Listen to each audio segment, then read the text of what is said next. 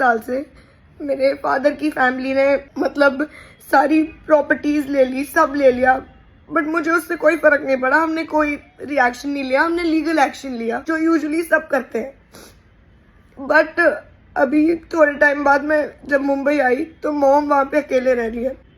अभी तक જાણીતી એવી ટીવી એક્ટ્રેસ અને social media influencer Christina Patel, જેમને પોતાના સોશિયલ મીડિયા ઉપર એક વિડીયો બનાવીને પોતાના પિતાની મોત અંગે કેટલાક સવાલો ઉઠાવ્યા હતા, ત્યારે પાટીદાર સમાજની આ દીકરીનો વિડીયો ચર્ચાનો કેન્દ્ર બન્યો હતો, જેમાં આજે વિડીયો વાયરલ થયા બાદ પાટીદાર સમાજના મહિલા આગેવાન જિગીશાબેન પટેલ ક્રિસ્ટીના પટેલને મળવા માટે તેમના ઘરે પહોંચે છે અને તેની સાથે વાત કરીને આખી ઘટના વિશે માહિતી જાણી લે છે। ત્યારે શું છે વાત, વિગતે વાત કરી।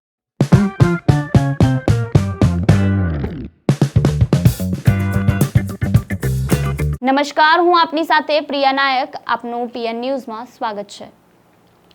પાટીદાર સમાજના અગ્રણીઓ આમ તો દીકરીઓની સુરક્ષાને લઈને બેઠકો અને સભાઓ ભરતા હોય છે, ત્યારે બીજી તરફ તેમના જ સમાજની દીકરી જે મુંબઈમાં રહે છે અને તે રડતા રડતા સોશિયલ મીડિયામાં એક વિડીયો મૂકે છે, જેને લઈને જિગીશા પટેલે તેમની સાથે વાત કરવા તેમના ઘરે પહોંચે છે અને કહે છે કે આ ભલે એક કૌટુંબિક મેટર છે, પણ આ દીકરીને હેરાન કરવામાં આવી રહી છે અને એટલા માટે જ હેરાન કરવામાં આવે છે કેમ કે સામેવાળા ભાજપમાં જોડાયેલા છે। સાથે તેમણે સવાલો ઉઠાવ્યા કે ભાજપ સરકાર એક તરફ બેટી બચાવો અને બેટી પઢાઓના નારા લગાવતી હોય છે, ત્યારે બીજી તરફ ભાજપમાં જ રહેલા નેતાઓ દ્વારા દીકરીઓને હેરાન કરવામાં આવી રહી છે। ત્યારે સત્તાનો દુરુપયોગ કરીને તેમણે પોલીસ પર પણ પ્રહારો કર્યા છે અને પોલીસ દબાણમાં આવીને આ પ્રકારની ફરિયાદો પણ નોંધી નથી રહી, ત્યારે આવા આરોપો લગાવવામાં આવ્યા છે। ત્યારે આ મામલે પાટીદાર સમાજને સપોર્ટ કરવાની જરૂર છે તેવી અપીલ કરી છે। ત્યારે શું કહી રહ્યા છે જિગીશાબેન પટેલ, પહેલા આપણે તેમને સાંભળીએ।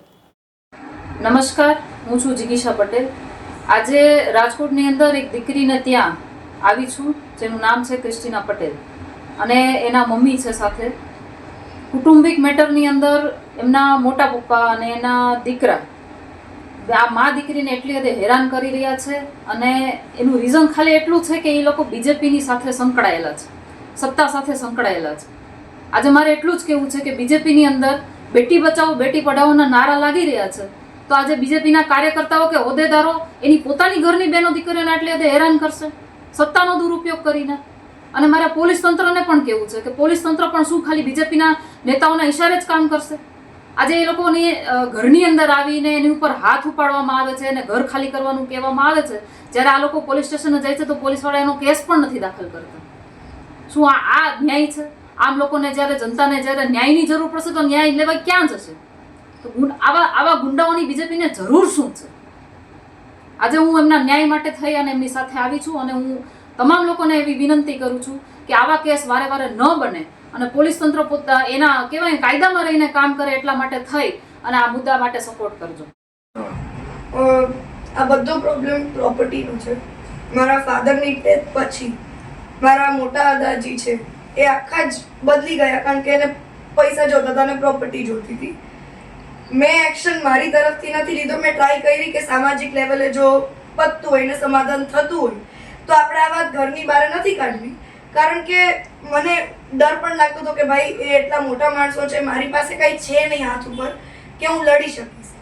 એટલે મેં મમ્મીને કીધું કાંઈ વાંધો નહીં, આપણો ટાઈમ આવશે તો આપણે મળી જશે, નકર કાંઈ વાંધો નહીં। પણ 2 દિવસ પહેલા કેસ એ લોકોએ જ કર્યો છે અમારી ઉપર, લીગલ વસ્તુ ચાલે છે, તોય પછી મારો ભાઈ આનંદભાઈ અમૃતિયા અને બિપિનભાઈ અમૃતિયા મારા મોટા દાદા થાય છે, એ બંનેને એક કોઈ અજાણ્યો વ્યક્તિ રાતના 12 વાગે ઘરમાં આવીને મારી મમ્મીને ટોર્ચર કરવાની કોશિશ કરતા હતા કે ભાઈ ઘર ખાલી કર અત્યારે, અને કઈ રીતના તમે કોણ છો લીગલ નોટિસ આપવા વાળા? લીગલ નોટિસ જજ આપશે, કોર્ટ આપશે, તમે રાતના 11 વાગે તમને કોઈ અધિકાર નથી કે તમે એકલી લેડીઝના ઘરમાં જઈ અને તમે એને ધક્કો મારીને ઘરમાં ઘૂસી જાઓ અને તમે એમ કહો કે ભાઈ ઘર અત્યારે ને અત્યારે ખાલી કર। એ તો વ્યાજબી નથી। કેસ કેટલા ટાઈમથી ચાલે છે? કેસ તો એને હમણાં જ કર્યો છે। મને 90 ડેઝની નોટિસ મળવાની હતી, પણ એમના વકીલે મને 5 દિવસ પહેલા જ કોલ કર્યો, પણ મારી પાસે બધા પ્રૂફ રેડી હતા એટલે મેં કોર્ટમાં રજૂ કર્યો, એટલે કોર્ટે હજી લાંબો ટાઈમ આપ્યો। એ વસ્તુ આ લોકોને પેટમાં પહોંચી નહીં કે કોર્ટે આ લોકોને ટાઈમ કેમ આપ્યો અને આ વસ્તુ મારા હાથમાં આટલી જલ્દી કેમ નથી આવતી, એટલે એમને દબાવવાની કોશિશ કરે છે। અને હજી પણ એ લોકો જે ઇન્ટરવ્યુમાં બોલે છે કે મારે આ કેસ કરવો છે તો એ લોકો છૂટા છે. હું પ્રૂફ વગર વાત કરતી નથી. મારી પાસે એક વસ્તુના સબૂત છે.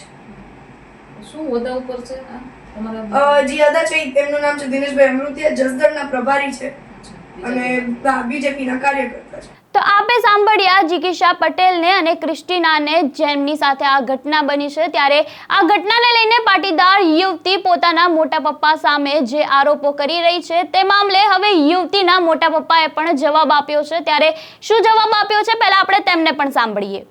આજે મારા ભાઈનું આકસ્મિક રીતે મારા ભાઈનું મૃત્યુ થયેલું.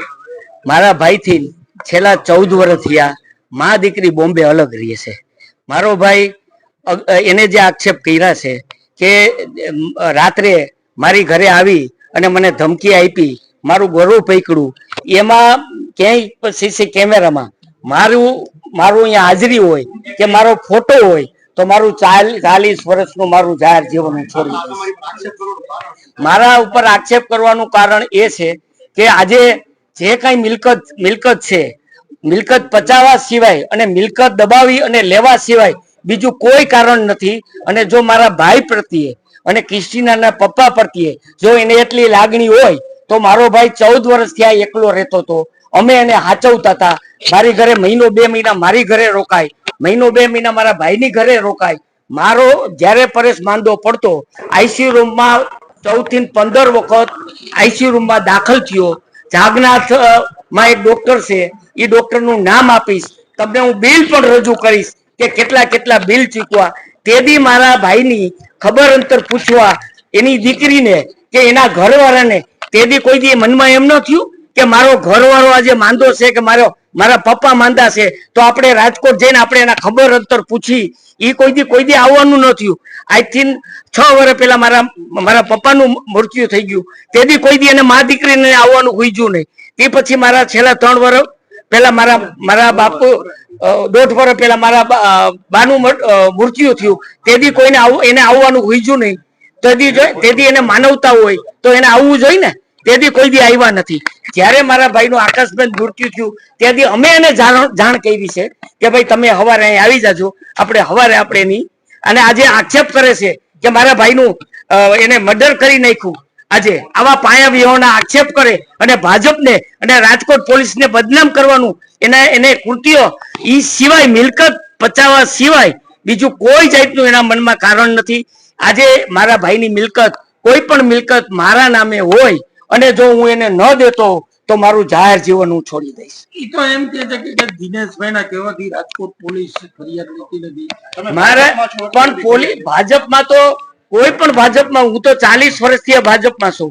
પોલીસ ખાતામાં મારો 98 252 28 548 મારો નંબર છે. મારા નંબર માંથી એક પણ ફોન પોલીસ સ્ટેશને ગયો હોય કે આમાં કાંઈ કરવાનું નથી તો મારું જાહેર જીવન હું છોડી દઈશ. તેના નામે મિલકત કેટલી હશે? કે એને કોઈ મિલકત 12 વીઘા જમીન મારા બાપુ એ વડીલો ભાગની, કોઈ મારા પરેશના નામની કોઈ પણ જાતની મિલકત નથી. ઈ જે વાતો કરે છે દુકાન સૂચિતમાં છે. ઈ તો મારા જો પરેશના નામની દસ્તાવેજ હોય અને ઈ દુકાનનો અને જો હું દસ્તાવેજ ન કરી દઉં તો હું મારું જાહેર જીવન છોડી દઈશ. હવે ઈ સૂચિતમાં દુકાનનું છે. હવે છોકરાનું મારા છોકરાના નામે કરી ગયો હોય તો એમાં મારે શું કરવાનું મને કહો ને. હવે મેં એને આજે જ વકીલ મારફત એને નોટિસ મોકલી છે. હું એને 10 કરોડનો મારી જે બદનામી મારા જાહેર જીવનમાં 40 વર્ષના મારા જાહેર જીવનમાં એક લુગડે ડાઘ કે એક પોલીસ ફરિયાદ થઈ હોય ને તો હું મારું જાહેર જીવન છોડી દઈશ. અને હું હરેક સંસ્થા જોડાયેલો છું. હરેક સંસ્થામાં હું ડોનેશન આપું છું. અને મારે 5-10-15 લાખની મિલકતમાં મારે મોઢું નાખવાનું હોય અને મારી દીકરી છે પણ દીકરી આવી રીતે મને બદનામ કરવાનો કે મારે રાજકારણનો ઉપયોગ કરવો. તો આ હતા યુવતીના મોટા પપ્પા, જેમણે સમગ્ર ઘટનાને લઈને વાત કરી છે. ત્યારે હાલ રાજકોટમાં કૌટુંબિક પરિવારનો વિવાદ હવે મીડિયામાં હેડલાઇન્સ બનતો દેખાઈ રહ્યો છે. ત્યારે આગામી સમયમાં આ મામલે પોલીસ કઈ દિશામાં અને કેવી રીતે કાર્યવાહી કરે છે તે હવે જોવાનું રહ્યું. ત્યારે આપનું આ અંગે શું કહેવું છે અમને કમેન્ટ બોક્સમાં આપના મંતવ્યો જરૂરથી જણાવજો. અને આવા વધુ સમાચાર માટે જોડાયેલા રહો PN ન્યૂઝ સાથે. તેમજ વિડીયોને લાઇક, શેર, સબસ્ક્રાઇબ કરવાનું ભૂલતા નહીં.